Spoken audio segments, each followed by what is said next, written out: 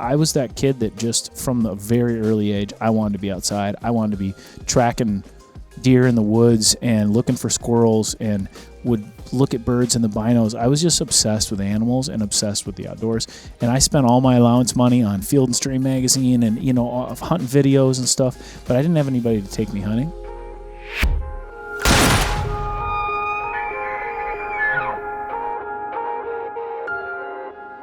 What is up, everybody? Got a good one today. I am joined by country music artist, musician, songwriter, fiddle player, guitar player, all the players, all the things, hunting TV show host of Nick's Wild Ride, and pilot. Maybe we'll get into some aviation stuff today. I don't know where we're going to go. Maybe we'll go somewhere in a plane, Nick.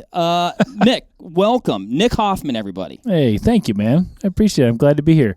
God bless Wisconsin. Are you enjoying your time here? I love it. I'm so excited. I'm here obviously for deer opener. So, and I grew up in Minnesota, so I haven't been in the Midwest in order to, with the idea of hunting. Like, I haven't been in Minnesota or Wisconsin to kill a deer since I was like 16. So this is like coming home for me. I was going to say, it's like a homecoming story. Yeah, 100%. And, I'm hunting with really good friends and just doing an episode about I'm filming it for the TV show. I'm just doing just about the ridiculousness that is deer opener here. I mean, it's ridiculous. It's a rite of passage. It's a thing, you know? It's a big thing. I mean, you came here, I'm a transplant, but, dude, I mean, it's what I love about our gun season. I mean, if you've been to Wisconsin or if you haven't, our gun season is a very long-standing, strong tradition here. And tradition is really the right word. I mean, like the people I'm going to hunt with, it's 4 generations of people that are hunting. So you've got a 12-year-old girl that's going out for the very first time, because here, not like the South, here you can't hunt, but until you're 12. You can, right? You can do some stuff, but you can't hunt by yourself till you're 12, right? Isn't that how it is? So yeah, they did fairly recently. I don't know when. Like there isn't a minimum age, but you do have to have a mentor with you. Yeah. And then probably, like you said, either 12 hunter or 14 safety is at 12 something. or whatever. Yeah. Mm-hmm. But anyway, so it's like a 12-year-old girl. She's going out for her first hunt, and then they have the 90-something-year-old grandpa, and then the generations in between, and then And I saw a statistic the other day that said that more families get together, are reunited for deer opener in Wisconsin than they are during Christmas. Chills. And it's true, because a lot of people, if you think about it, families all have their own stuff going on for Christmas, especially if you got kids. You might go to a different place, but everybody comes home for deer opener.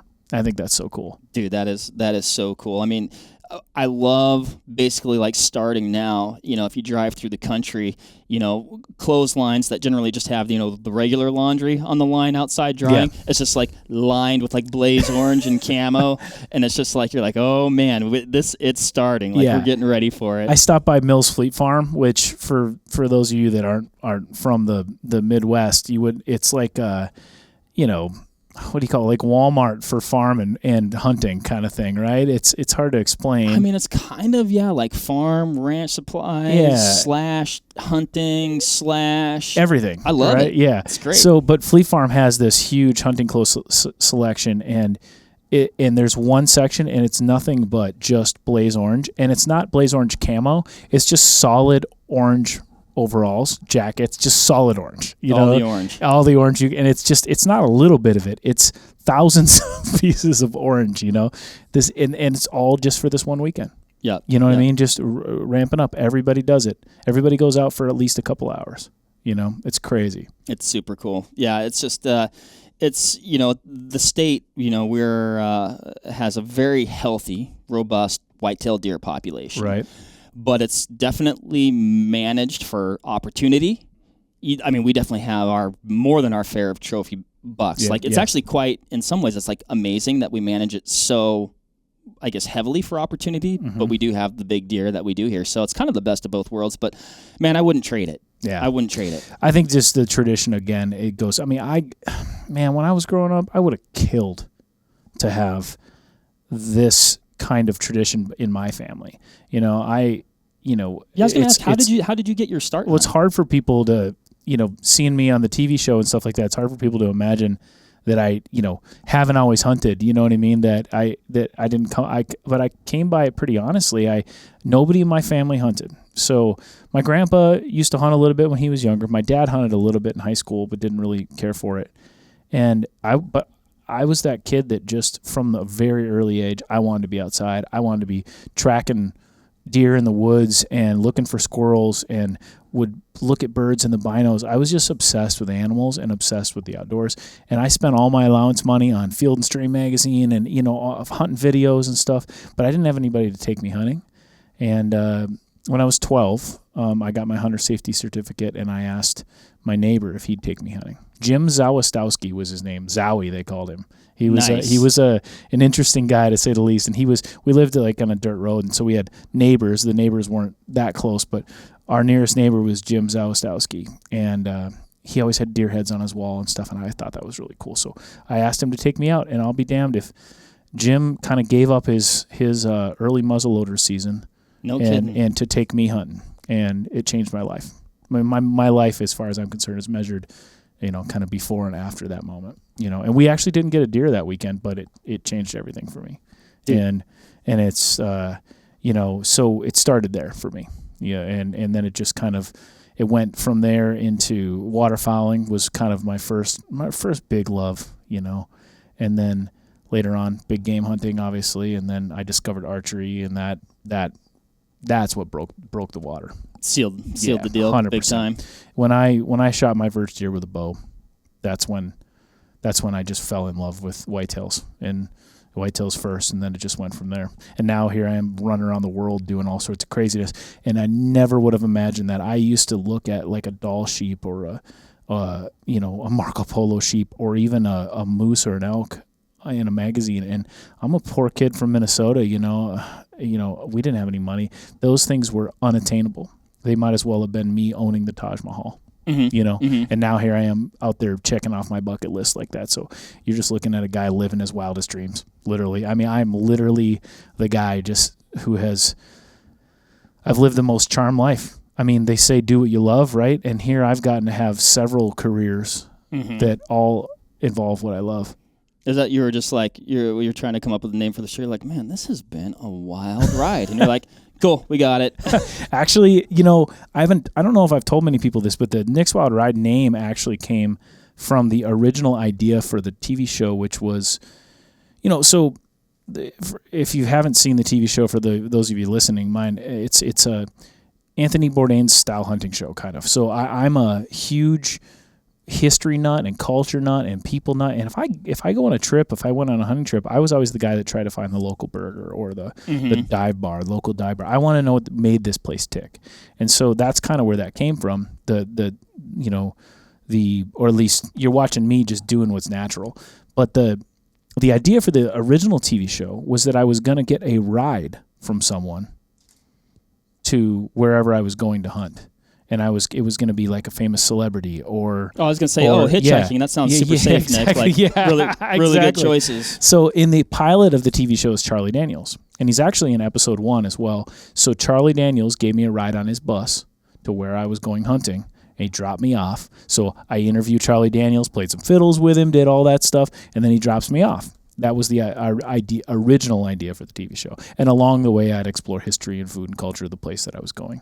Okay, gotcha. We figured out really quick that was an unsustainable model. Like, there was no way that I could find enough celebrities and enough people to take time out of their busy schedules to film giving me a ride somewhere and all this shit. So we abandoned that idea. But the Nick's Wild Ride name stuck. It's a good name. But I don't know if it fits. Yeah, there you go. So, but it is a wild ride.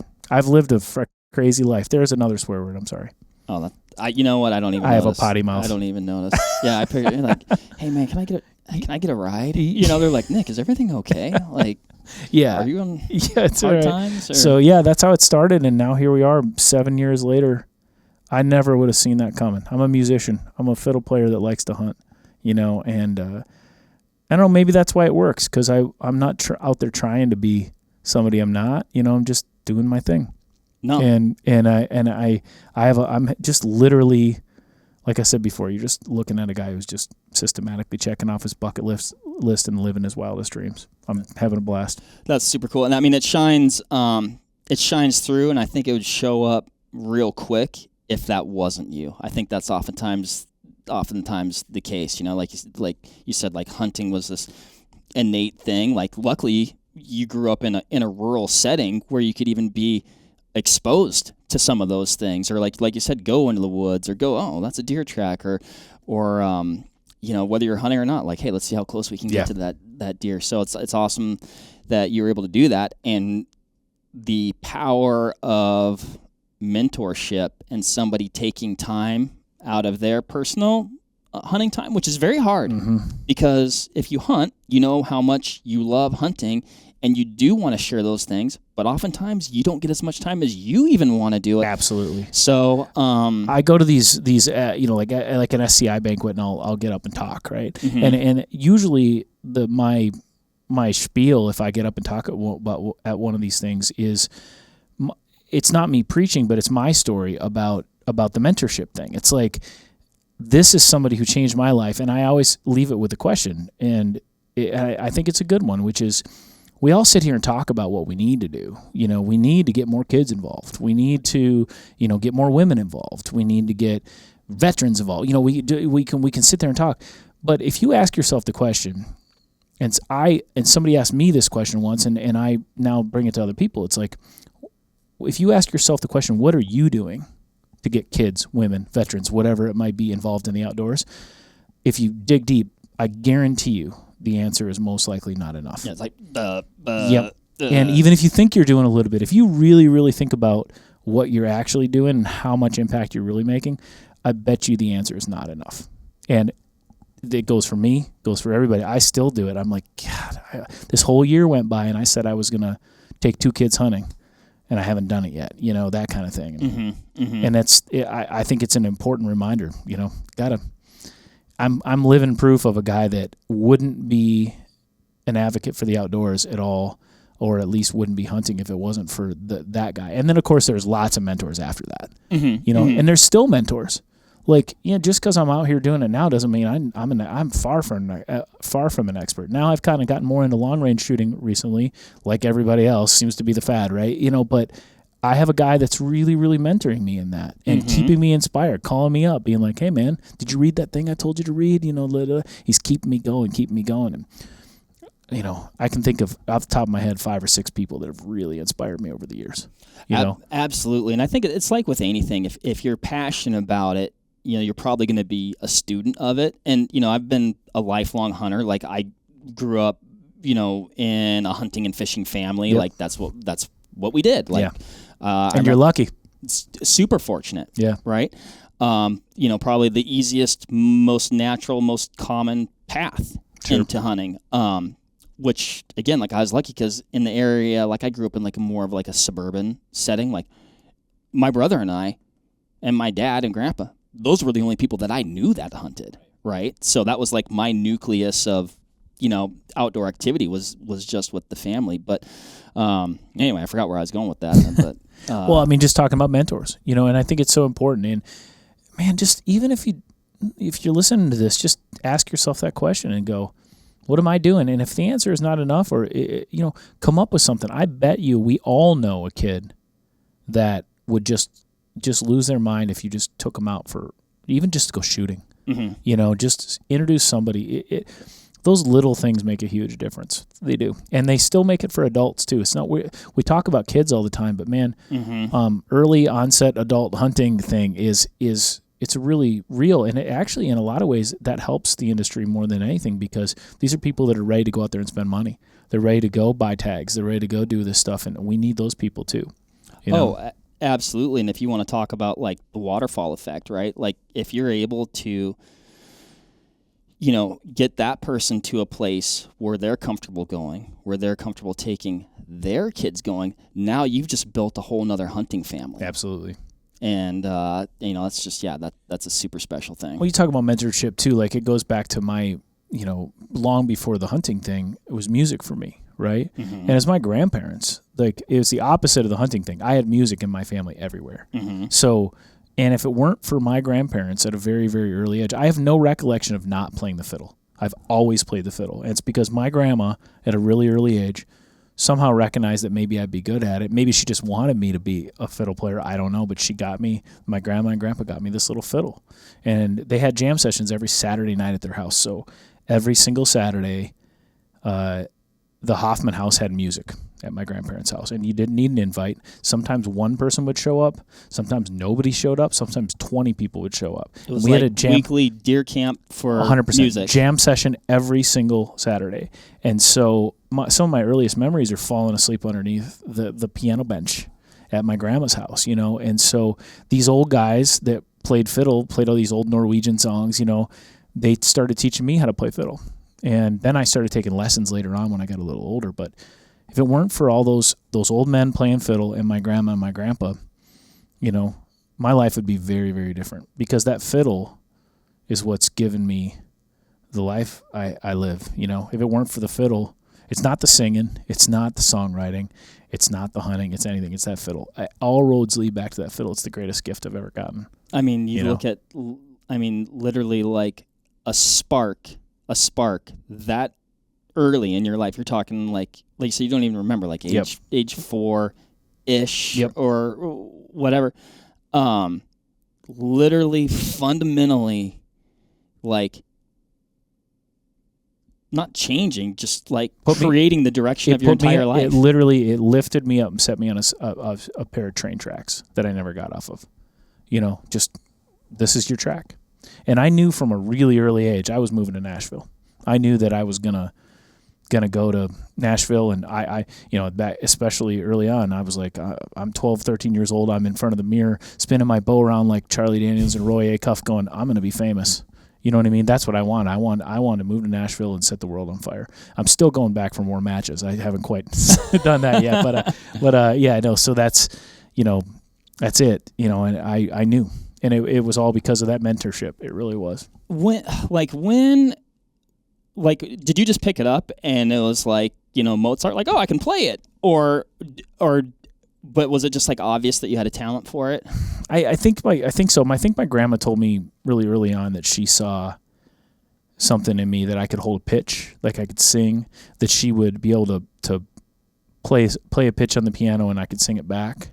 Okay. Really, really early on. I think that's why she recognized some sort of aptitude. Mm-hmm. And then, but I can't read a note on the fiddle. I don't know how to read notes. I play all by ear, and that's a testament to the fact that I think I picked it up pretty early, and I had just a knack for it, a natural knack for it, because you can't really play by ear like that without having a natural kind of ability. But it was the lessons and the mentors I had later on that really made me a good player. Okay. So, it's like I can teach you to shoot a gun at the range, today in an hour, right? And you'll be hitting targets just like you could. But to be a great shooter takes, a lifetime of mastery, right? And it's not much different. It takes, so the talent's there, yeah. But it's cultivating musicianship is a whole nother thing than cultivating, just being naturally talented. And it's no different than hunting. Some people are just natural born killers. Yep. Some people just have it in them. They know, but being being a hunter and learning that craft takes a lifetime. Yep. You brought me back to the point that I was going to try and make earlier about like mentorship and hunting and things that you're passionate about. Like I still, it's like I've been fortunate. I've hunted a lot. I spend a lot of time hunting. I think when I find success, it's really just it's actually the time that I put in is like it's not necessarily a skill. It's just like a law of averages of putting enough time in.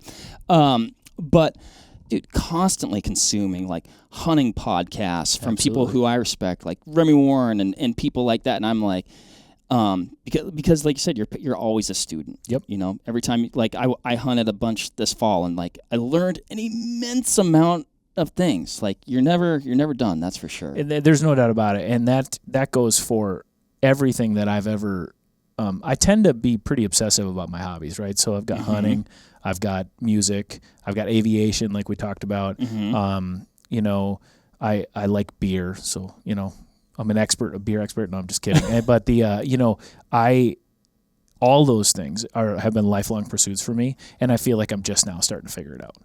You know what I mean? Like, and that's because I'm constantly reminded that by people that I meet that are better at it. Like, just when you think you're good, you meet somebody, you're like, dude, I know nothing. Right. You know what I mean? I love that. Yeah. Because it's you can either be intimidated by that or embrace that. You know what I mean? And I think the best thing you can do for any hobby is just lose the intimidation factor.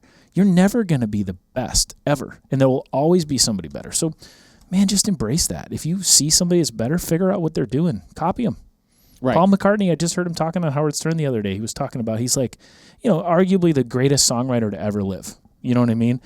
And he's going, man, I'm still stealing ideas from people. Right. He goes, and he goes, everything I've ever done, all we do, nothing, everything's already out there. You're just stealing ideas from people. Oh, it's been done. And you're rehashing them and remolding them. That's fine. But, here's Paul McCartney, 80 some years old, is going, yeah, I'm still ripping people off. I love that, Oh, that was totally somebody else's. Actually, no, I physically stole that. I saw he had it written down. It looked nice. You're definitely very talented, very accomplished in the music space. What types of things are you still learning? Like, has there, musically? Yeah.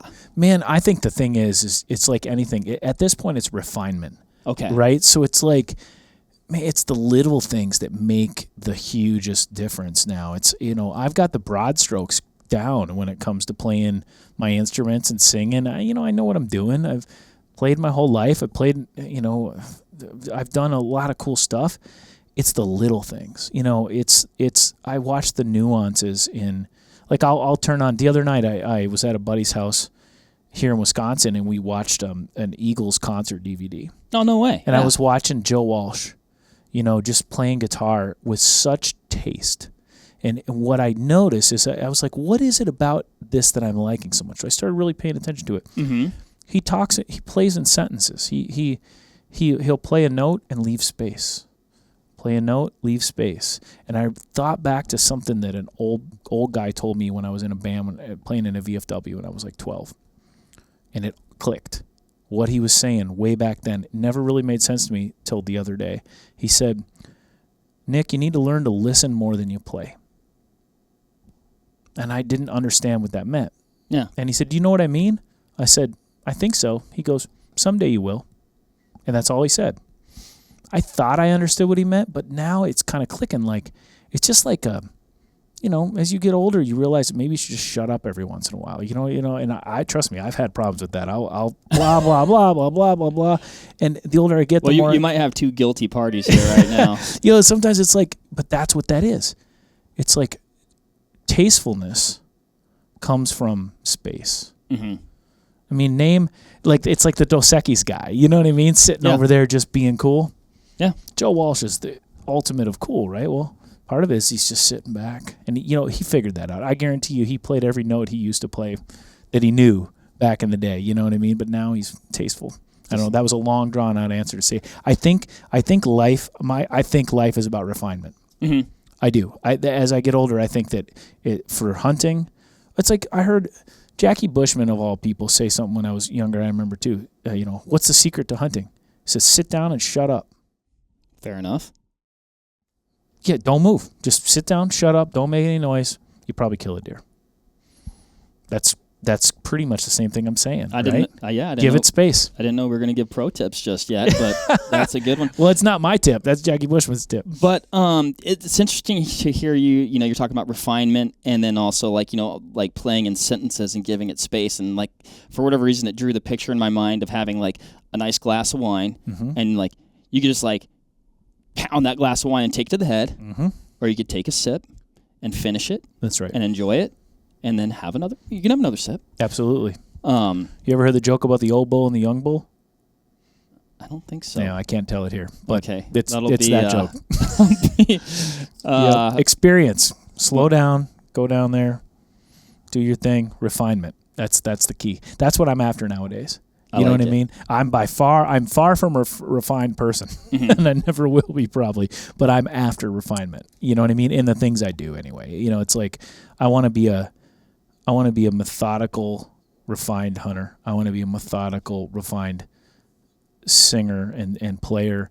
And I think when you think in terms of that, when you give yourself that space, you can do something truly profound. Mm-hmm. You can do cool stuff. But when you're just going after it, if you're speed bagging it the whole time, there's no finesse, right? Right. But if you can sit back and wait for your punch, like you said, I mean, that's when you're really like, you can do a lot of things, but those, when you're doing it in that manner, like that's when you hone the craft. And like, whether it's writing, mm-hmm. like you could write a sentence and be like, oh, yep, I can remove that and I don't need that, but I can tighten this here. Or, I see a lot of the guys here that are into like competitive shooting. Yeah. And those guys are refining every little aspect of movement. And every movement is so deliberate and purposeful, and they've removed all the clutter, and they work on their footwork and their reloads, and like everything is so amazingly fluid. That's right. That it makes it look easy, and you're like, oh, those guys are so good. The reason they're good is because they've spent countless hours working on those little things, is what you're saying. Yep, exactly. I couldn't agree more. And I mean, it's the reason that I'm a decent bow shot, but I'm not a great bow shot. It's because I don't spend the time. Mm-hmm. You know what I mean? I have too many hobbies. I was going to say, do you think it's because you're maybe a little busy? But you know what? It drives me nuts to not be that great bow shot. It drives me crazy. And that is like the kind of, maybe that's the way the way I'm wired, and that's a good thing and a bad thing. You know what I mean? I'm so busy and so busy brained, and I'm literally and figuratively busy, that I am definitely a jack of many trades and a master of maybe one. Mm-hmm. You know what I mean? Mm-hmm. And that's probably the fiddle. Yeah. Like if I'm a pretty damn good fiddle player, but other than that, I've just spread myself awfully thin, and it drives me nuts to not be an expert at X, Y, and Z. But that's also why in my show you will never hear me give a pro tip. Right. You will never hear, because other than sit down and shut up, which was somebody else's. That was somebody else's. But it's like, you'll never hear me do that. There's enough of those experts out there, guys I really look up to, and women that I really look up to. It's not my job. My job is to entertain you. My job is to have you live vicariously through me while I go and do all this amazing, cool stuff that is literally just a guy checking off his bucket list.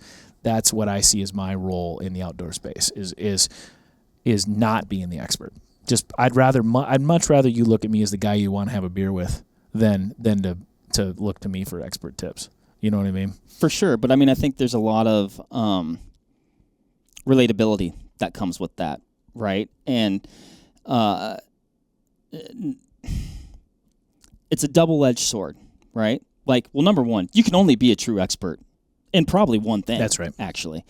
But I think you're probably a lot like me in that, like, a high level of curiosity, and also wanting to see new places, hunt new places. Absolutely.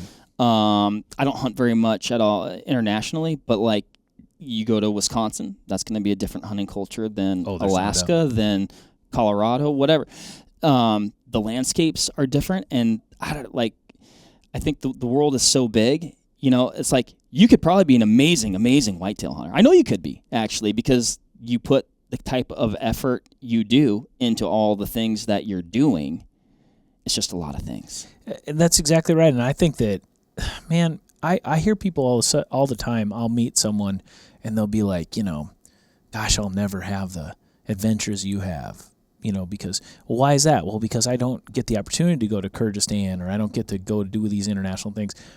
And again, that's kind of my job, is to bring you on those adventures. But man, there is so much opportunity right here, just in the 5-state area around your state. You could never exhaust the variety of places that you can find to hunt just in the 5 states around you. 100%. And it's like you'll never exhaust those opportunities. The whoa, this is a cool new place, and I've never hunted a oak flat like this, and this is I got to hunt totally different here. Those things, they're out there. The problem is that most people, they're either scared to, or just don't even realize the kind of opportunity they have around them. They have the blinders on. They're so focused on, and I tell people that it's like, you don't have to go to Kyrgyzstan to have variety in your hunting.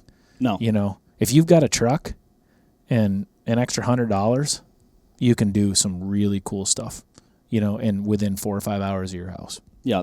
That'll be like hunting on Mars compared to where you're at now. I love that. 100%. And we've talked about this before on the podcast and just internally, and you and Sawyer and I were talking about Sawyer's and mine. We have two different, separate, but essentially boat-based whitetail hunting debacle trips that we went on in state. And we always talk about, like, from an adventure side, it's closer than you think. It can be in your backyard, and hunting is what you make it. So, if you want to, if you have like access to like your back 40, and you're just like, and that's what you want to go hunt, but maybe you're seeking something different, it's out there. It's out there so close. In fact, you talk about the boat thing. You brought up an interesting story that I can tell really quick about changing it up in your backyard, basically. Okay, cool. So I've got I live just north of Nashville, and there's a lake there called Old Hickory Lake that is.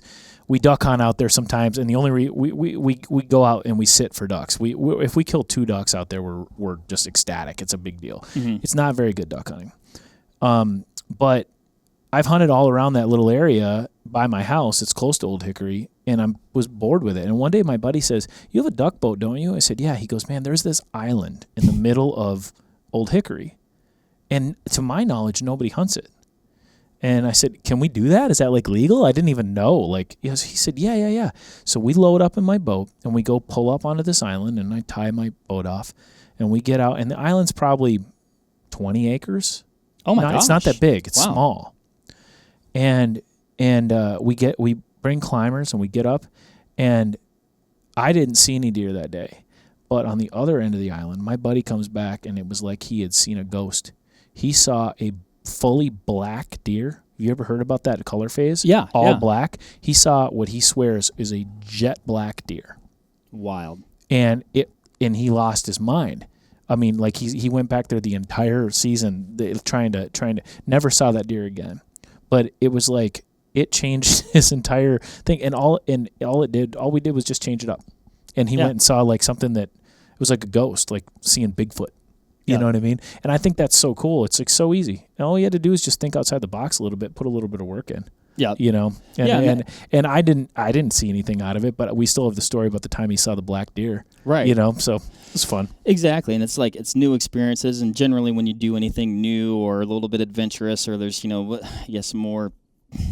more substance to, however you have to, whether it's the travel or the trek through, whatever, you end up with some good stories along. Absolutely. At the end of the day, at least you get some good stories out of it. Yeah, and I think, again, it just goes back to, you just got to think outside the box a little bit. But there's so much adventure out there, and that was the point. It's like, and there's so many cool places to hunt, and there's so many cool places to explore. And for me, hunting's about so much more than getting out there and killing. It's about these places that you can go see, these people you can go meet, the local dive bar when you get done. Like, that's, to me, I attach those memories just as firmly to a hunt as I do a pair of antlers. Mm-hmm. You know what I mean? Mm-hmm. I really do. Yeah. And that sounds cheesy, but it's super true. Dude, for me. It's so true. And I've pretty much said this my whole life, because I read this. Again, this is taken from an excerpt from a hunting article that I read as a kid. But a gentleman, I don't remember who the writer was, and he talked about hunting as a sentence. Yeah. And he said the kill is just the period at the end of the sentence. Amen. He's like, I love that. It's necessary to make it complete, but the hunt is the sentence. Man, I've never heard it put like that. I love that. Dude, I'm stealing that, by the way. Please do. Like, I read that, and I was like I said, it stuck with me to this day. I was probably like 15 when I read that. Yeah. And I was just like, man, that's like, I like that. That's awesome. Yeah, no, and that's very true. And that is, especially when you go on these international hunts like I've done, that's what those hunts are. Mm-hmm. Those are giant, they're paragraphs with a period at the end. Right. And I love that. Yeah. You look through my phone on one of those hunts, and it's hundreds of pictures and then a couple of kill photos at the end. Yep. That's the period. Yeah. But all those hundreds of photos from the things I saw and the people I met, that's to me what it's all about. Yeah. And I think it's important for people, if you love hunting, go try something different. Mm-hmm. Because most of us, like openers coming, right? Like most people are going to get out for 2 weekends a year in their full blaze orange and never hunt anything else for the rest of the year. That's fine. But man, I just challenge those people, go out and try something different, because it'll open up a whole nother chapter for you. Mm-hmm. You know, Mm-hmm. I love it. Well, now we're just kind of getting into story time, but Mike Scobie, good longtime friend of mine. I knew Mike back from when I lived in my Washington days, and then he moved to Nebraska. Do you take pills for that, or? I saw some things. Me too. Some things you can't forget. Can't unsee. No, dude. Like he was definitely a mentor of mine. Took me under his wing, taught me a lot about hunting and fishing, and took time out for me. And so we ended up. I moved. We lived together in Nebraska for like a year. Yeah. And he is not a person to sit still. Yeah. Ever. No. And so I mean, like, when I first moved there, he'd be like, oh, we should do this. I mean, we were like, hunt coyotes in the morning and then do this during the afternoon. And then, on the way home from work, let's go check out this dirt road and that. So, but he's like, hey, I can borrow this this John boat from this guy, which was like this rickety John boat, probably was laying in the dude's yard. And like he's like, we should go drift the North Platte for, like, I think we had like one oar, and a John boat. And an hour of daylight. Right. Yeah. And, so we'd go drift the river and hunt ducks. And of course, like where we had to get to the river, like I had an old, I still have it, it's back in Washington, a 79 International Scout. Oh, cool. So we tied that to, the hitch on the bumper and had to baja over, drag we didn't have a boat trailer, of course, so we're like bahaing this boat like over land, get it in the water and like, drifting the river. Like, I don't know, where are we going? The river's like, braiding and trying to figure out the pull out with like old school GPSs. Yeah. But it was awesome. Like you talk about it, like we probably shot like 3 ducks and like 5 times of doing it, but it was the best. That's what it's about. I love it. I've got 1,000 stories that involve the rickety situation versus the actual killing. It's like, it's not what it's about. I love it. I mean, you want to be safe. You want to get home safe, everybody. But so getting back to music, I'm sure we'll go a million different places today. But so you're playing the fiddle. Yeah. You're like 7 and like, well, I guess I'll move to Nashville. What's going on there? What did that path look like then for you? Moving to Nashville? Or your path to even moving to Nashville. Yeah, I was really lucky that I had such supportive grandparents. Took me all over, and I was playing in fiddle contests when I was a little kid, and I was doing pretty well at them, and then you make $40, and I'm like, I can make a little money doing this, and then when I was 11 or 12 years old, I started getting some gigs like with bands. There's another $40-$50 they give you. I was like, oh, this is pretty cool. I'm actually making a little money, and then I started doing gigs on my own. Were you playing with like people like much older than you? Yeah, it started off with in bands with guys. Like I was telling you that story about that guy at the VFW that said, you got to learn to listen more than you play. That was like when I was like 12 years old. I was playing in bands because there aren't a lot of fiddle players out there. Fiddle players are kind of like steel guitar players. They're few and far between. So if you hear, of a good fiddle player, a country band wants you. You know what I mean? So like I started getting, asked to play in these bands in bars that I wasn't even old enough to be in. So I'd play, especially in the middle of winter. It sucked. I'd play on stage and then I'd have to go wait outside in between sets. You're kidding me. Oh yeah. So I figured you're in there getting an early education. Yeah, I did that too. So I would do that, and then so I started getting a taste for the idea that this is something that not only I feel really cool doing, and I'm getting some attention from girls when I got a little older and all that stuff, but also that I can make some money at. And I treated it like a business from a really early age. So when I was about 15 or so, I started a bluegrass band with a bunch of other kids. And we got really popular really fast because we were pretty good, actually. We had a good band. Mm-hmm. And I treated it like a business. I had a balance sheet and a checking account and all this stuff. And I was making pretty decent money, as a kid, 15, 16, and 17 years old. And we were getting really busy. We were getting booked 3, 4, Thursday, Friday, Saturday, Sunday, almost every week. And I started missing some school. And I was still getting really good grades, but I was getting my homework from my teachers, but I was missing days. And so I had kept my grades up, but I was missing days. And I got called into the principal's office one day when I was like, I guess 16, barely 17.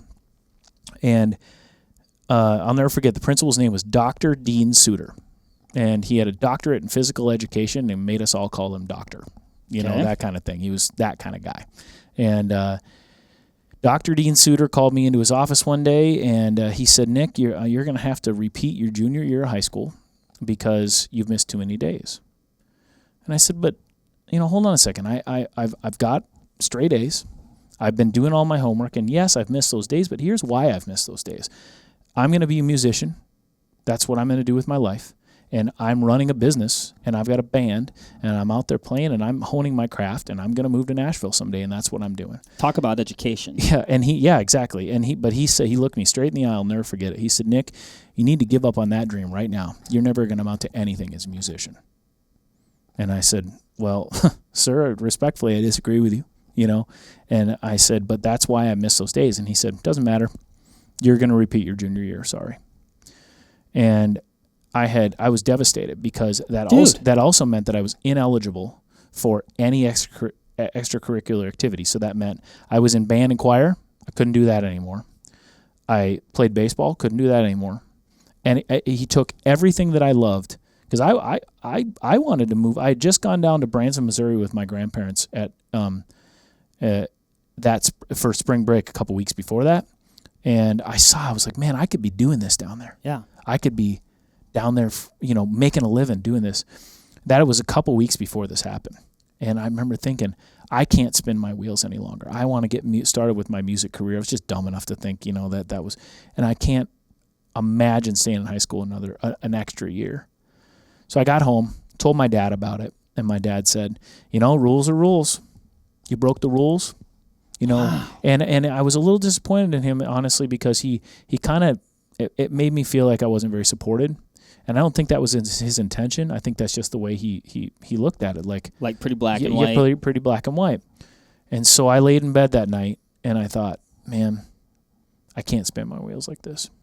So I grabbed my guitar and a backpack, and I threw some clothes in there, and I had $60 in cash, and I had my grandpa's credit card that he had given me, and to get gas in his truck. That's why I had his credit card in my wallet. And I went to the bus station, and with his credit card, I bought a Greyhound bus ticket, and I sent him his credit card back, and I had $60 in my pocket, and I went to Branson at 16 years old. I ran away from home at like 2 a.m. Unbelievable. And I just wanted to get my life started. And I was just young and dumb enough to think that $60 was enough. You know what I mean? And I got down in the long story after that is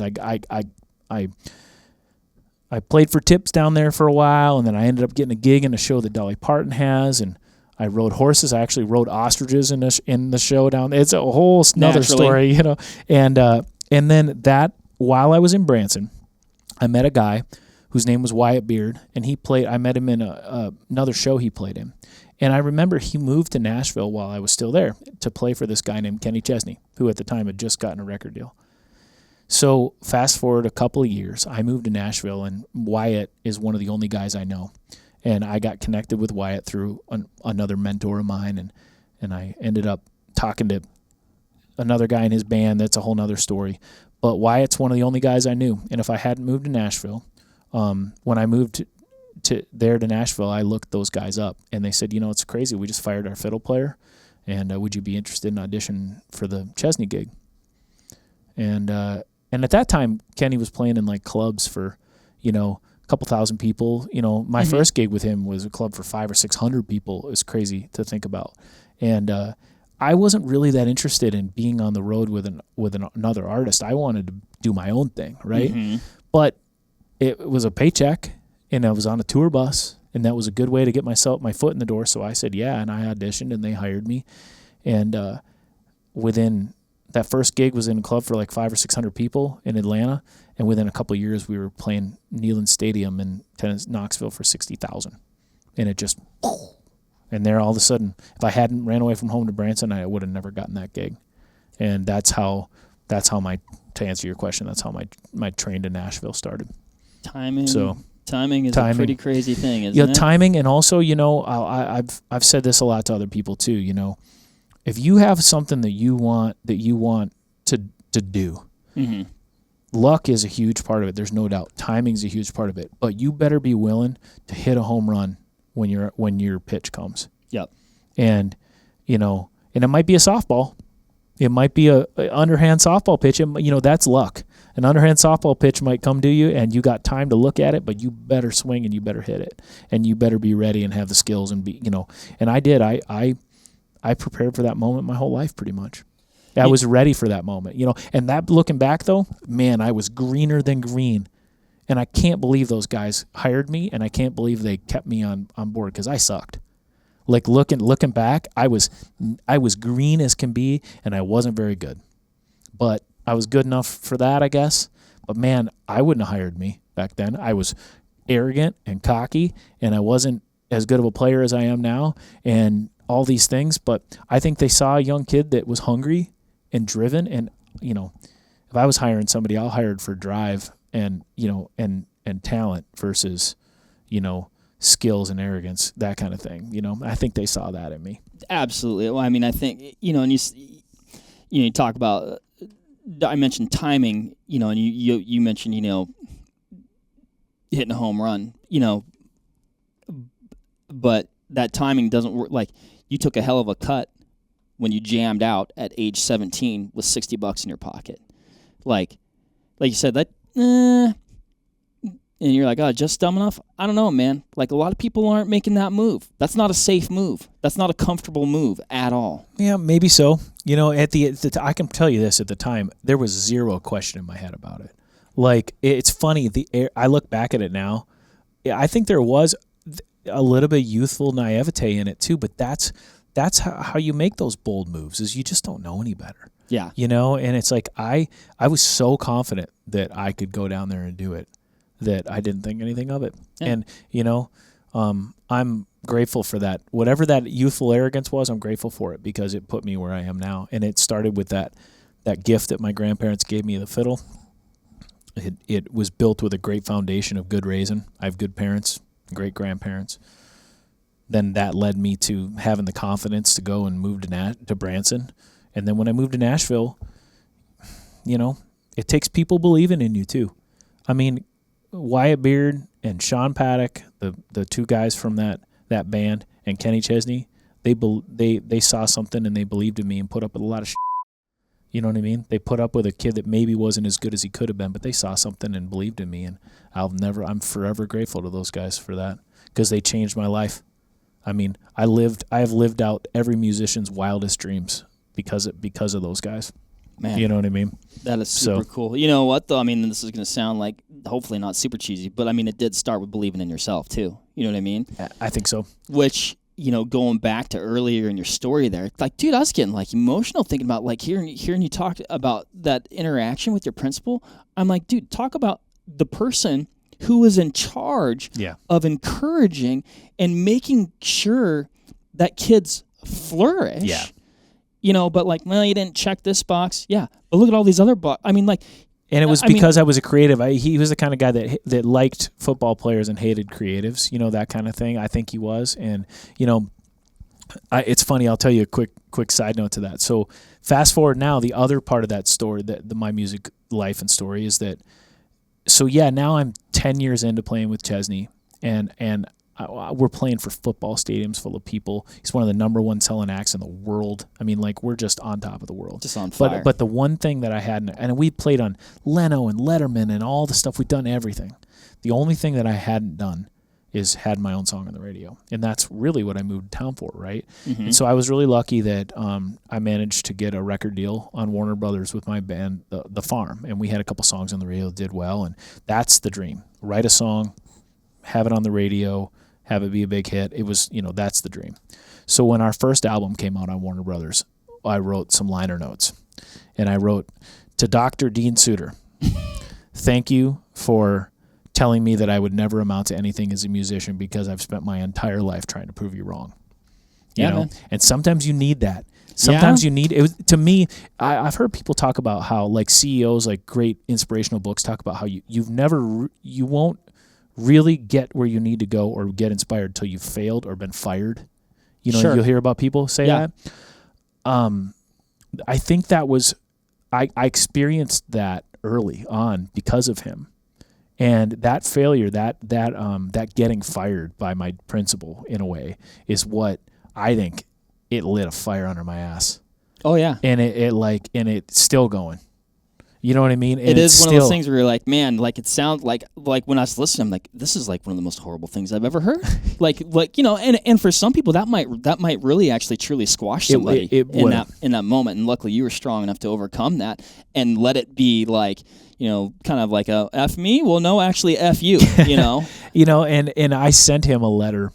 I haven't told many people this. I sent him a letter and a copy of that record.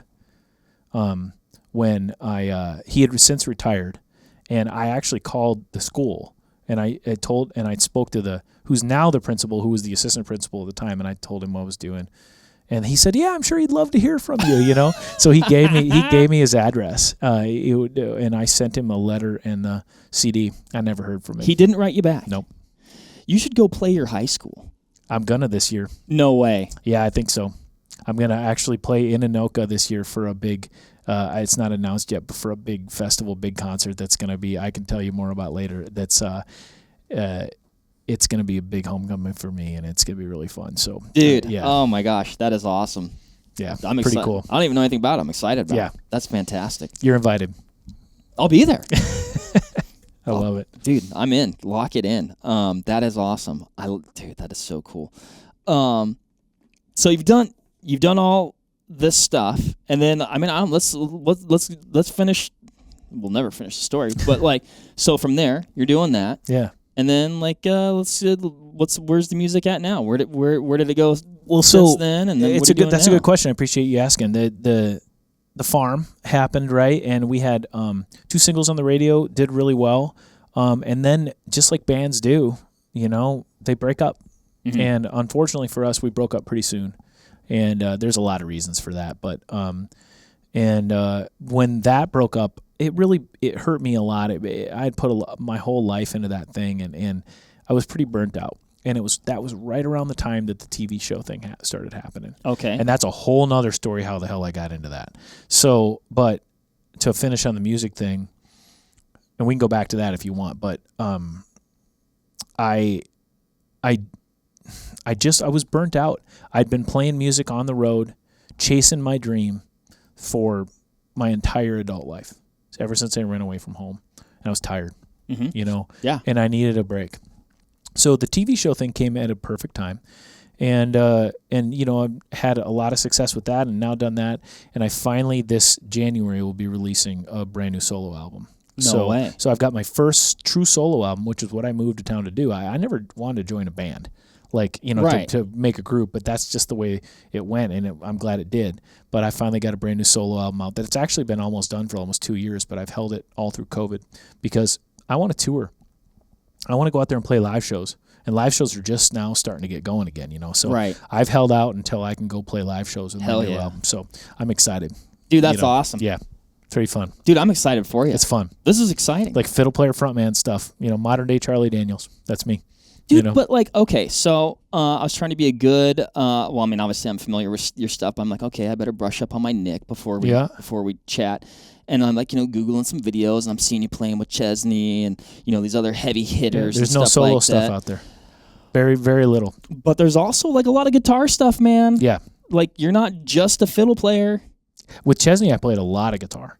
Yeah. Because as his music changed, he there was less fiddle and more guitar, and I had to get off the pot when it came to playing guitar. They were either going to need to hire another guitar player, or I was going to need to get better, and so I just worked really hard on my guitar playing, And I'm not a great guitar player, but it was that pushed me over the edge and made me a better guitar player, And I love it. You could have fooled me. What was that transition like? Was that oh, this is but you just turn it this way? No, I've always played. I got my first guitar when I was probably 10 or 11 years old. So I've always kind of played guitar. Yeah. And in my bluegrass band, actually, when I told you about that kids bluegrass band, I didn't play hardly any fiddle. I played all guitar and sang. Oh, no kidding, huh? Yeah. Okay. Yep. So it was so I played a lot of guitar, but the electric guitar thing came later. Okay. And I love that. Let me tell you, man, there's nothing better than playing rock guitar in a stadium full of people. Zero things with screaming chicks. You know, nothing better. That is awesome, man. Yeah. That's super cool. So you mentioned the TV show thing. Mm-hmm. So, I mean, you grow up, you have this innate, essentially like passion for hunting. Yeah. Become a hunter. You're hunting, doing cool stuff. Yeah. When does like, oh yeah, let's have a hunting TV show come about? It didn't happen just like that, I'll tell you. It's the long story short is that through music, I started meeting these quote unquote hunting celebrities at concerts or connected to concerts, and I'll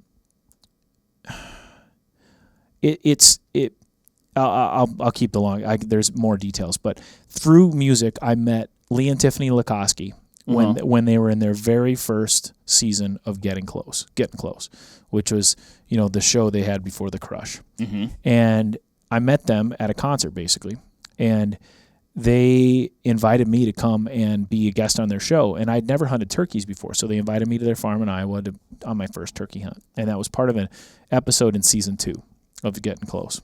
And this is when they're not even big huge Lee and Tiff then, they're just getting going now. Yep. I mean getting going then, and we got to be fast friends. They're Minnesotans, and so I met their producer Mark Baird. A lot of good deer shows come out of Minnesota. Yeah, like Minnesota yeah, people. Absolutely. Yeah, it's interesting. True. Yeah, Driven, those guys, all that stuff. And so I met Mark Baird, their producer, who's a legendary outdoor producer, and he and I became friends. And then I started meeting other people, Don and Candy Kiske, Pat and Nicole, Michael Waddell. I started meeting all these different people that were in the industry backstage at shows. And I was the only hunter out there on the road in our crew. So like I immediately, they like me because I'm a musician, and I like them because they're famous hunters. You know what I mean? So we got to be friends. Which you think like, I think like country music, I'm like, oh yeah, everybody hunts. No. Especially, not in the creative music side of things. You know what I mean? You'd be surprised. So I was like a unicorn out there in a lot of ways. So anyway, I meet these guys, and I start going to be guests on their show. I was a guest early on in Whitetail Freaks with Don and Candy Kiske. Phil Phillips was another guy. I started getting to pop around in all these shows, and it was super fun for me because it's like, dream come true. Yeah. I've been watching hunting videos my whole life. Now I'm like getting to do that. So I get to know these people. I start going to ATA and SHOT Show, not because I'm trying to get into the industry, but because it's like a family reunion. It's like vacation for me. I'm drinking and hanging out with my friends, And so fast forward maybe 10 years, and I'm hanging out at the ATA show, which is a trade show for the archery industry, and I'm hanging out with Mark Barrett, the producer, and we're drinking beer and bitching about outdoor TV. We're saying, this stuff sucks, and whisper, point, shoot. There's no entertainment value. We're just, and he looks at me, and goes, all right, smarty pants. if you think you got it all figured out, what would you do? I said, well, I can tell you, I don't know. I'm a musician. I don't know I don't know. Ain't got it figured out. But if I had a show, what I'd do is I'd do like an Anthony Bourdain style hunting show, because I love Anthony Bourdain. I mean, he's my hero.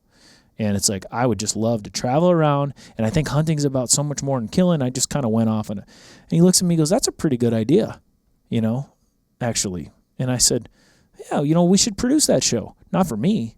Like I'd like to be an executive producer. We'll develop it, and then we'll sell it to the network. We had, we'd solved all the world's problems over some beer. Oh, naturally, yeah. And so we did. We filmed a pilot. I was in the pilot, and we had this idea about the Nick's Wild Ride thing, and then we also had like this idea for this Anthony. So it all kind of meshed together.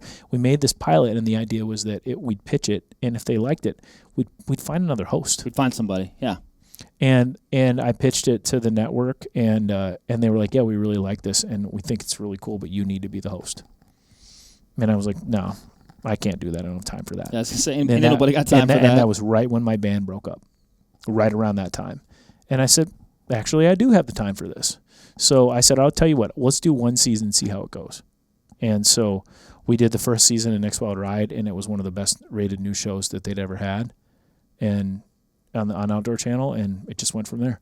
So like all of a sudden now, I'm into it. It's successful. It's getting great ratings, and now, and I'm having a blast on top of that. Like it's not like it was a burden, right? So then by the time we did the second season, it was like now we'd taken it to more international stuff, and it just started getting bigger and bigger and bigger. And now we're filming the 7th season. It's unbelievable. I mean, I'd have laughed in your face and bet everything I owned against 7 years ago if you said you'll be 7 years into a TV show that's, right after Meat Eater on Outdoor Channel. I'd have laughed in your face. Right. I would have never seen that coming.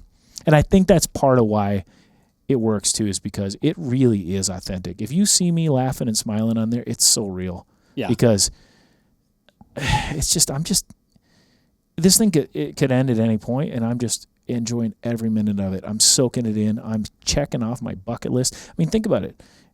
70, so almost 7 episodes. We've done 6 full seasons, 10 to 12 episodes per season. That's 70 plus adventures I've been on over the last 6 years, all over the world. I mean, when you look at it like that, that's a lot of hunting and a lot of adventure and a lot of cool stuff. And man, when I scan through my phone, it's like I've just got a lifetime's worth of memories in 6 years. And I still pinch myself. Is this real? I was going to say, that's got to be like nearly like unbelievable even. Do you take a step back right now and you're going to go like, really? Like, I just got goosebumps talking about it. It literally still, if you see me wide-eyed and smiling on camera, it's because I'm just still just like, what? Because I'm a fiddle player. I'm a singer. I've always hunted, and I study it, and I love it. But that wasn't what I saw for my life. I didn't see that coming. I mean, that's one of those things you're like, I can't believe I'm doing this right now. When is somebody going to figure out that I'm not supposed to be the guy doing this, But, if the shoe fits, wear it. Yeah. And I kind of resisted that for a little while, but hunting is as big a part of me, who I am, and always has been, as music is. The difference is that I didn't choose to make my living doing that.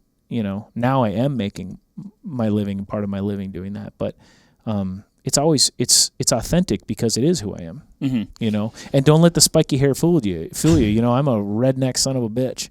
You know what I mean? I grew up in the middle of farm country in rural Minnesota, and rednecks don't just come from the south. You know what I mean? We might have you betcha up here, but we're red as they come. You know what I mean? So I'm proud of that. I'm proud of my raising. I'm proud of who I am. I just at some point I just had to just embrace the fact that I'm also a guy who hunts on TV, and that's cool. You know? When that's all over, I'll still be doing the same thing. Right. I'll still be hunting. I'll still be taking adventures. I'll still be TV show or not, and I just love sharing it with people. And I love showing I think my favorite compliment that we get for the show is when I get somebody, especially women a lot, that'll call and say, they'll write and say, I hate watching hunting shows. But I sit down every Monday and watch your show with my husband because it's about more than hunting. And to me, that's the best compliment you can give me, I mean, it's a great show with just a fresh, I don't know, it's just fresh and vibrant. Is it a hunting show? Yeah, right. But it's a hunting show. It's a show about adventure. It's a show about travel. It's a show about culture. Yep. It's a show about that local burger joint. It's a show about a cool, whatever. Just whatever makes that place tick, you find it. Yeah. And that's where the gold is. Well, I feel the same way, and I feel like that's the gold in any trip. It's not just me finding the gold. I think that is the pearl. And it's on any trip, like we talked about. The hunting's the period at the end. The kill's the period at the end. And that's how I feel, and I love it. And I'm proud of it. You should be. When I look back at it now, after 6 years of a body of work, I look at what we've done, and I have a great team behind me too. It's like what we've done there.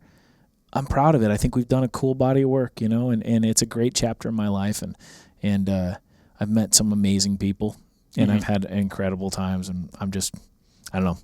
It's actually kind of fun to talk about it because I'm usually sitting here grinding so hard that I never get to sit and think about it. Yeah. It's kind of fun to look back at it all.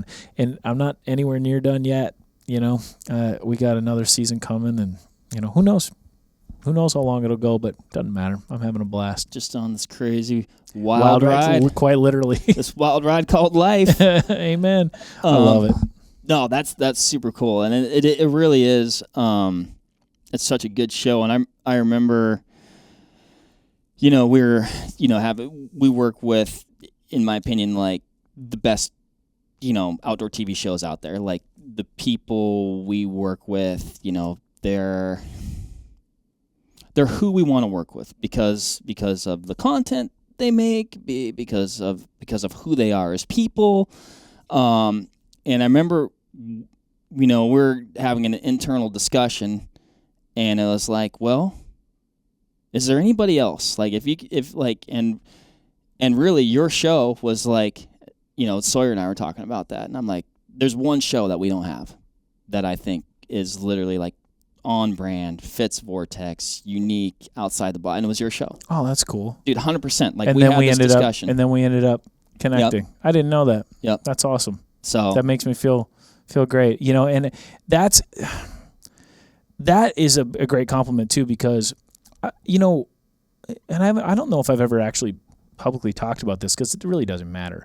But early on, because hunting shows were always a certain way, there's a standard formula. Yeah, and it's hard not to follow into it. Actually, there's no doubt. Trust me. It is hard not to follow into it because there's a reason it's done like that. Right. Because that's the easy way to film a hunting show, and it works, and it's worked for so many. But I really wanted to do something different than that, right? But early on, the industry really you either loved what I was doing or you hated what I was doing. I was instantly drawn to it. And there was a lot of industry people that gave sponsors of my show a lot of shit because they'd say, that's not a hunting show. But if you say it's not a hunting show, you've never watched an episode, because there's just as much hunting as anything in there, and it's why we're there. I mean, it's a hunting show. It just has other elements, and I don't know if they're threatened by it or if it was just so different that because at the time especially, it was just Ranella was doing the thing he's doing, and then what we were doing, and what Ranella and I do are very different too. There's lots of elements that are the same, but he's a totally different personality than I am, right? And people were threatened by Meat Eater too when that stuff came out. It's just different, and anytime you do something different, but I was always offended by the people that said it wasn't a hunting show. You know what I mean? Because it is. I'd say it's a hunting show plus. Yeah, and that's what I do, and that always offended me. So to hear people like you guys say that early on you saw it and you liked it, makes me feel good. Because I remember seeing, and I was like, damn, that's good. Yeah, I mean, and that's from the start. You've been doing it a long time. I do want to. So you're talking about when I started out, with Chesney, those guys are like, oh man, I wasn't, which I'm sure you were actually great. We're all our own worst critic. I'm sure you're fantastic. But you're like, oh, now I'm like you said, we talked about you've honed your craft. Yeah. Has the show, do you look back at early episodes and God, you're just I can hardly watch them. Yeah, and it's everything from my narration. I don't know what I'm doing when I'm narrating a show, and the tone and the cadence of my narration has changed and morphed over every season. And I look back, the videography's gotten way better. The production has gotten better as it does. You figure out it's a formula. You figure out what works and you grow. If you're not growing, you're dying, right? And so, I do look back at those early episodes and I think, God, I'm 20 pounds heavier now than I was then. First off, and second, I'm it's all that too much beer. It's all that. Yeah, it's good eating and good eating, too much beer. But just like I said, it's an evolution. And my favorite thing about it, honestly, and this sounds so cheesy, but it's so true, I've got this cool journal of my hunting career over the last 6 years that will not only be there for me to watch, but it'll be there for my daughter to see and her kids. And, hey, look, Grandpa used to be pretty cool. You know what I mean? I think that's a big bonus too. And I think the other side of it too is that I know from letters that I've gotten that we've also converted some people and changed people's views of what hunting is, and I know that we've taught, inspired other people to start hunting, We're lucky too because we're not just on Outdoor Channel too. We have reruns that go on Fox and Bally Sports and stuff. So we hit different sets of eyeballs too. And I'm really lucky to be able to have a show that can be palatable for non-hunters too. And I think that's important because not everybody's going to be a hunter. You know what I mean? But it's important to make sure that if you're not a hunter, that you're not against hunting. Right. And I think that I try really hard. I'm really careful about how I post on Instagram, what I post on Instagram, to make sure that hunters look respectful of the animals they kill, that, I don't post pictures with tongues hanging out and blood all over the place. And I do that intentionally. And I know that's a hot button issue for a lot of people. They go, we are who we are, and you shouldn't have to hide have to hide it. It's not about hiding. You don't have to glorify it either. That's right. It's not about hiding it. No, it's who I am. I really, man, if I shoot an animal, the killing isn't the part I like. I got to be honest with you. I don't like taking lives. I don't. I don't like that part of it. What I like is everything that leads up to it and everything that happens after it. But I do have a moment of remorse every single time I kill something. And it's not regret. That's remorse and regret are two totally different things. But I have a moment of reverence and respect for the life I just took. And some people might call that cheesy or roll their eyes, but that's true. It's a spiritual thing for me. It is. And I have a prayerful moment in my own way with every animal I shoot. Yeah, absolutely. No, I think, that's definitely a great way to put it. It's a moment where it's necessary. Like, it's not, I have tons of times, or any hunter, right? You go hunting, you don't get one every time. In fact, you rarely get one. Yeah. At least me. So I didn't have to kill something to have gone hunting, right? Yep. But it definitely is a completion of the process. Sure. And something to be very grateful for when it does happen. And here's the other thing that I've learned too, that I never would have expected, would have come from this TV show thing because of the trips I've gotten to do around the world. We're so lucky here. The rest of the world does not have the access to public ground, all the things that we have here. They just don't have it. Like, it's just not there. It's not just kind of not there. It just is non-existent in most of Europe. Yeah, those opportunities, they just don't. We can, the idea that we can just go, I'll give you a great example. I'm planning a trip in Germany right now. I'm having to send my criminal record to get a license. Which is lengthy. Oh, yeah, which is very lengthy. You know what I mean? Let's not even get into that. So, and it's that'll be a different podcast. Yeah, that's a whole nother podcast. Outdoor Criminals.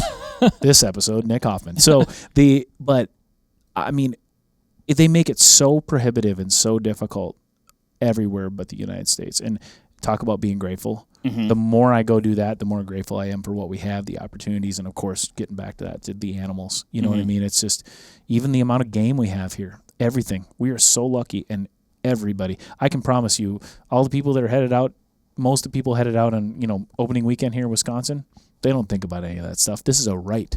Right. This is something that they're God-given right as far as they're concerned. But it's not. You know what I mean? If we don't protect it, if we don't respect it, and we're not grateful for it, it could quickly be taken away from us. And you can see it. All you got to do is go to Europe to see that.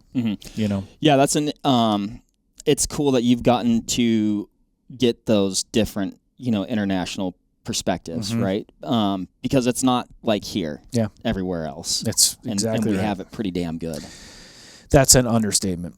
It really is. And the more you go and you hunt, you see the red tape that you have to do just to get the opportunity to hunt, and how much money it costs. I mean, these hunts are expensive, right?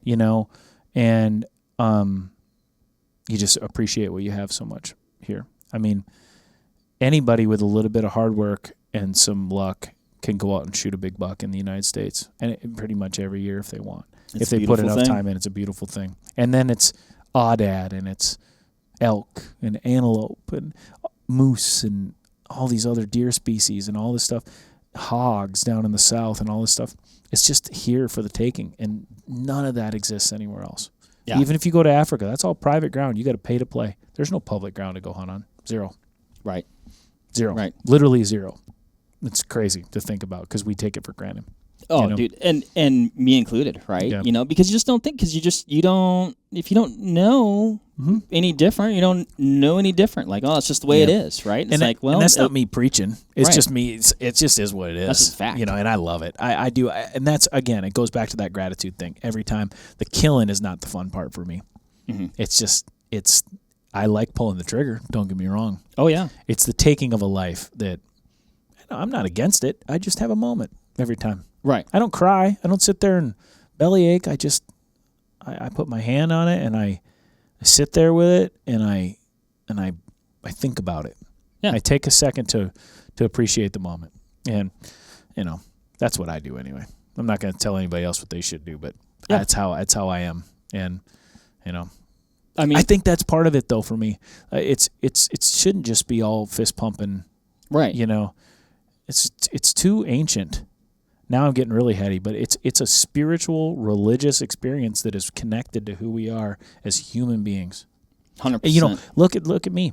I was a kid that was raised in a family of non-hunters, but for whatever reason, I always wanted to hunt. I think that's because some of us are wired to be hunters, and some people are wired to be gatherers.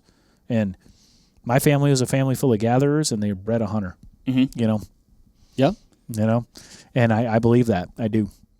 I think that's true too, you know, and it's interesting. You can just tell that, like, some people, they just, like, it's just like they just, like, they have to do it. Like, they're just like, you just have this, like I said, just this innate, like, you're like, no, this is, like, what I'm supposed to be doing. Yeah. You know? And I think it skips a generation too, because I have a 12-year-old daughter now, and I just don't think she's got it in her. I think that we're back to breeding gatherers in my family. You know what I mean? Because I just don't think it's in her. I don't. And if one day she tells me, "Hey, Daddy, I want to go hunting," great. But I'm not gonna push her to do that because, you know, maybe not. Doesn't matter. But I would love it if she did. That'd mean so much to me. But, you know, I just don't think she's wired for it. Yeah. And that's fine. And she may not be. No, you know. I've got two girls. I think one might be into it. I think one might very well not be into it. Yep. You know, time will tell. They're 6 and 7 right now. You know, but we're kind of we've done some fishing together, and they both enjoy that. But, you know, one maybe a little bit more than the other. You know, and so it's interesting to watch. But I've, you know, hunted with some, like, new adult hunters, and, you know, we've talked about this before, I think, on the podcast, but you see in them, because they actually did have that spark, but like, you know, it's not the easiest thing to get into, like, on your own. Be like, oh, I'm just going to go hunting. Sure. You know, there's definitely a lot to it, whether it's gear or where to go or how to It's do overwhelming. it, or how to, you know, process an animal in the field, or heck, these things are big. If I go by myself, how do I get it out? I mean, like I said, there's a lot to it. But when I've seen these people go, and it's almost like they're like, oh my gosh, not that I've wasted my life, but, like, I can't believe I've been missing out on this for so long. Oh, yeah. And then they're almost like trying to make up ground. You know? Absolutely. And I love it. If you find somebody like that, there's almost no better experience. You know, I'm getting to the point where I'm not as mad at deer as I used to be.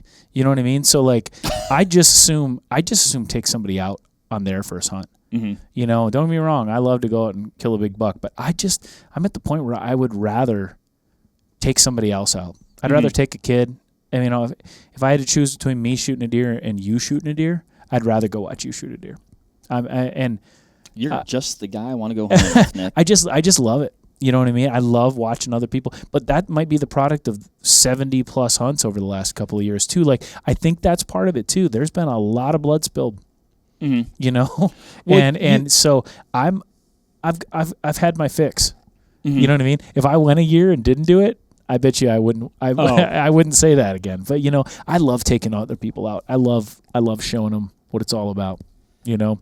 Yeah, and I think I do. I mean, that's definitely part of it. Like, you kind of reach a point, which I'm not fully there yet, but, like, I mean, like, I still love to hunt, and I want to hunt hard. You know, I'm just coming off of I took a little rutcation here in Wisconsin, hunted 7 days straight, and man, I would have hunted. I had one more day off that I took to hunt. Then I had to work Friday, So, I would have hunted that Thursday, and I would have hunted Saturday and Sunday. Right. I would have done it. I was going to go, Mm-hmm. but I was sure as heck, number one, grateful and just super stoked. Like I got a buck, that Wednesday. And, part of those reasons is like, number one, been hunted 7 days straight. Like it was awesome. Like worked hard, finished that sentence. Yeah. Like it was like it all finally came together and like one super cool, amazing moment. And also I got to, wake up the next morning and get my kids off to school. Right. And so it's like trying to find that balance too. Like hunting is it's time intensive. Oh, yeah. And it can pull away from other things in your life that you want to dedicate time to. No. It's and that's honestly been the downside to what I do. So, everybody, oh man, you got the life. Right. If I had a dime for every time I've heard that, and the truth is I do. Don't get me wrong. There's no doubt about it. But, it doesn't come without its costs. I've been married and divorced once, and a big part of my divorce was honestly, my lifestyle. I'm gone so much. That's hard for anybody, and then this TV show, when you're on the road playing music, you're gone. And you play music at night, but you have like a lot of time during the day. You can call people, you stay kind of in touch with people. Now with FaceTime, and you can really, you can really stay in touch with people. But when you're off hunting, you kind of fall off the face of the earth, right? And especially when you're off filming hunts and doing all that stuff and filming the kind of showy. It's not, the filming doesn't stop when we get out of the stand, so it's constant. It takes a lot, and it's hard on your marriage. It's hard on my marriage. It's hard on my daughter. It's hard on me, physically, mentally, everything. And it doesn't come without its costs. You 100%. Know what I mean? And that being said, I wouldn't change it for the world. Yeah, definitely challenging to navigate, no doubt. Yep. But you know what? So is everything. Every job you do, whether you're roofing or you're the host of Nick's Wild Ride, there's pluses and minuses to everything. And I just look at it like that, take it for what it is, because it might be gone tomorrow. Yep. You know what I mean? So I might break a leg or cut my trigger finger off, and then I'm done. You know what I mean? You never know. So you just got to live for today. Gosh, we're like at 121 now. So many questions. You're too interesting, Nick. We can do it another time. Part 2 another time. I do. Okay, maybe we won't get too deep. I would love to know where you fit in time to become a pilot in all this, and where that passion, because that's another big thing to take on. So it's a pretty easy question, easy story. My dad is a lifelong aviation nut. Okay. And but he didn't learn to fly till after I did. But he loved aviation, and we built remote control airplanes growing up. So that was kind of our thing we did together.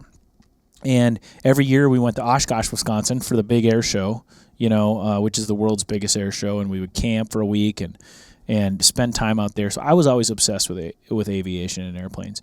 And sometime around the time that I was 18 or so, 17, 18, after I kind of got my feet underneath me in Branson and stuff, I started to learn to fly. And I did that. I was playing in bands Thursday, Friday, Saturday, Sunday. Monday, Tuesday, Wednesday, I would work at the airport, and I would barter my time pumping gas and scheduling lessons for flight lessons. Okay. So, because the only way I could have afforded it. So, and I got my private when I was like 18. No way. Yeah. So early on. Yeah, I figured this was like a later in life thing. I'm established. I got some coin. And the other side of it was I started thinking about, and this is my dad speaking to me, in my head. Okay, you need a backup. What are you going to do if your music doesn't work out for you? Well, of course, I couldn't think of anything that I wanted to do more than be a pilot as a career. So that was the impetus for me starting that. It was the beginning, the seed planted of a possible career for me if music didn't work out. So the idea was I was going to keep flying and keep working on my ratings and keep building up my hours on the side as I was trying to get my music career started. and as like a parallel track. So even after I moved to Nashville, I kept flying, I kept bartering for, and then things took off, and then several years went by before I would go out and fly with friends every once in a while, but I wasn't current, as they say, where I was flying current and flying a lot enough to fly on my own. And that didn't come back until 6 or 7 years ago, 5 or 6 years ago, really heavy. And then I started flying again, and then I bought a little airplane, but I always was passionate about it. But it wasn't until just recently, 5, 6 years ago, that I dove back in. So, and my dream with aviation, my total bucket list dream is to fly myself into I'm obsessed with backcountry flying. Since the first time I went into Alaska, that was actually what got me back into flying. Was I flew in a Super Cub my first time in Alaska, like 7 years ago, and I was like, why the hell am I not doing this? This is the greatest damn thing on the planet. I want to be flying backcountry Alaska kind of stuff. And I was into that kind of thing even when I was younger. I always thought it was really cool.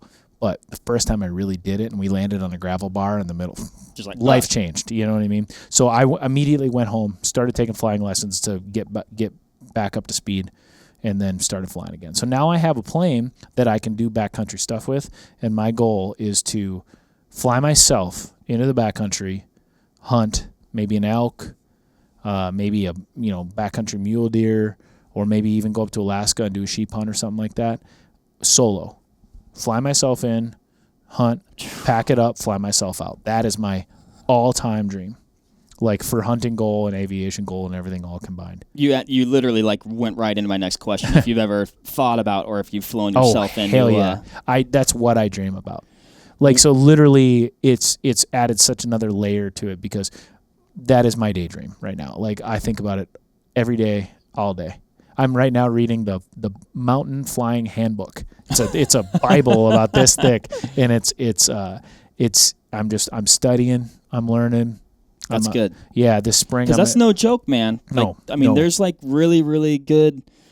They're just really good pilots that do that stuff for a really long time. That's exactly right. It's not something to take lightly, and so it's going to take me a couple of years to get to a point where I feel like I can go into like a backcountry strip right now, like something that's an actual runway. Yeah. But to be able to set yourself down on a make your own runway kind of thing, that's a whole another level of awesomeness that I'm not there yet. Both my dad and my brother are commercial pilots. Oh, really? I didn't know that. So yeah, I didn't get that gene. I get lost easy. So my wife jokes, she's like, "Oh my gosh, if you'd become a pilot, you'd have been like the next millionaire." You got GPSs nowadays, man. You just push the button. Yeah, I don't know, man. Like I work the GPS is definitely my friend. Like it'd be like every time I took off, it'd be like another whole season of Manifest. Like, oh, we lost the plane again. I don't know. Who took off? I love it. I love it. I almost flew up here, honestly. If I didn't have to bring my side-by-side with me to go rednecking around on opening weekend, I would have flown up here. Yeah, shoot, you can't hunt whitetails without side-by-side. I think that's in the rules, right? Well, I can get myself there, can't I? What plane do you have? I have it's called a Glass Air Sportsman. Okay. So it's technically a home-built plane. Okay. That's which a lot of backcountry planes are. It's considered a home built, but it was built in the factory, and it's really lightweight, really powerful, short takeoff and landing kind of plane. Super cool. Okay. Yeah, it's awesome. How many seats in it? It's technically got 4. Oh, but the two in the front, it's really a 2-passenger plane and built for a load of gear in the back. Okay. You know what I mean? Gotcha. So yeah, you could fit elk antlers back there and a bunch of meat and fly out. Just so I just want you to know that I made a note that it does have at least 2 seats, Nick. So you want to come with me, do you? I'm not going to say that I'm inviting myself, but I'm inviting myself. You are invited. Love it. Cool, man. Dude, I love it. I feel like we left a few things on the table, which is amazing because we've been talking for almost an hour and a half right now. Oh my God, we have, haven't we? But the screen is red. That's how it does that. It does that.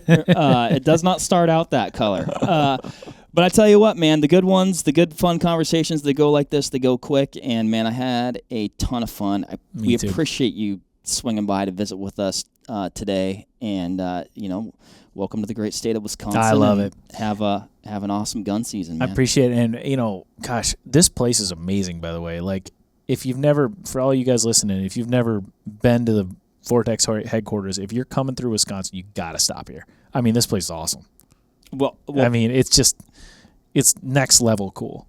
We appreciate that, Nick. But Nick is right. Please do. If you are passing through, please stop by, pay us a visit, say hi. If you want to look at some optics, we can show them to you. If you got questions about anything, we can probably answer your questions or at least point you in the right direction. Yeah, just don't ask for Mark. Mark's like, another fan. Yeah. To all you 7 listeners out there, thanks for listening. Speaking of which, where's Jim? He's down that Vortex edge again. He's always edging around down there. I texted him. What a jerk. He wanted to be here. Yeah, right. He's like, I don't care about that dude. You know what I mean? Jim, if you're listening, he wouldn't do that to me. You're a jerk. He wouldn't do that to me or you. Okay? He's a jerk. Just kidding, Jim. But no, man. Like I said, can't thank you enough. It was super fun. Thank you, man. I appreciate it. All right. It's awesome. Thank you. Thanks, everybody, for listening. If you probably are familiar with Nick, but if you aren't, check him out. He's all over the interweb. Awesome music. Apparently, an album coming out. Nick's Wild Ride. Oh, I will say, yeah, like you mentioned, so you can find it on. It's all Nick's Wild Ride on Instagram, Facebook, Twitter, and it's nickswildride.net on the interwebs. And I will say, and you're talking about, it's on the outdoor networks. It's also on the Fox. So it's actually, I was closing this out, but I'm going to add one more thing, Nick, because I don't know if you know this. But when you go to your hotel, if you travel and you're staying in a hotel, on the cable television, other than Ridiculousness, which is always on, a great show. I watch a lot of Ridiculousness when I'm on the road. Yeah. Big Rob Dyrdek fan. I find Nick's Wild Ride. You and I have shared many a hotel. You don't know this. I love this. But we've shared many a hotel room together. Yeah. Unbeknownst to you. You in your underwear and me and Nick's Wild Ride. I didn't ask you to paint a picture. That's really disturbing. I mean, it's an accurate picture, but I did not ask you to paint that picture. But anyway, it's on. You can find it. It's everywhere. It's a great show. Check it out. There's something for everybody. And we're right at 1:30. Appreciate it. See ya. Bye. Bye. There you have it, folks. Thank you very much for listening. As usual, give this video a like if you liked it, comment something below, and give us a subscribe to the Vortex Nation podcast channel. It would mean a lot to us. Also, why don't you give us a follow over on Instagram while you're at it, at Vortex Nation Podcast. We'd love to hear from you over there, and we'll keep you updated with all kinds of cool photos and videos from our adventures that we do here. Otherwise, we will see you on the next one. Thank you again. Happy hunting and shooting, everybody. Have a good one.